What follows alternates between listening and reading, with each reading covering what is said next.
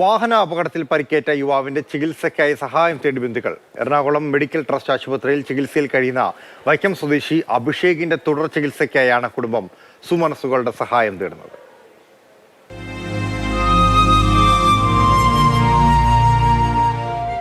കഴിഞ്ഞ ബുധനാഴ്ചയാണ് ജോലി കഴിഞ്ഞ് തിരികെ വീട്ടിലേക്ക് വരുന്ന വഴി കാഞ്ഞിരമറ്റത്ത് വെച്ച് അഭിഷേക് സഞ്ചരിച്ച ബൈക്ക് അപകടത്തിൽപ്പെട്ടത്. ഉടൻ തന്നെ നാട്ടുകാർ ചേർന്ന യുവാവിനെ എറണാകുളം മെഡിക്കൽ ട്രസ്റ്റ് ആശുപത്രിയിൽ എത്തിച്ചു. എന്നാൽ തലച്ചോറിൽ രക്തസ്രാവമുണ്ടായതോടെ ആരോഗ്യനില ഗുരുതരമായി. ഒരു കണ്ണിന്റെ കാഴ്ച 80% വരെ നഷ്ടമായി. ഇതുവരെയുള്ള ചികിത്സയ്ക്ക് ലക്ഷങ്ങൾ ചിലവ് വന്നു. അഭിഷേക് ജീവിതത്തിലേക്ക് തിരിച്ചു വരണമെങ്കിൽ ഇനി 20 ലക്ഷത്തിലധികം രൂപയുടെ ചികിത്സ വേണ്ടിവരും.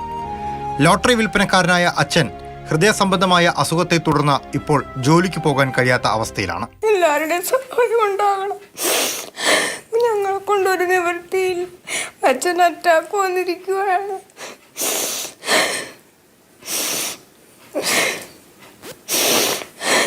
എല്ലാ രീതിയിലും സഹായിച്ചാൽ നന്നായിരിക്കും.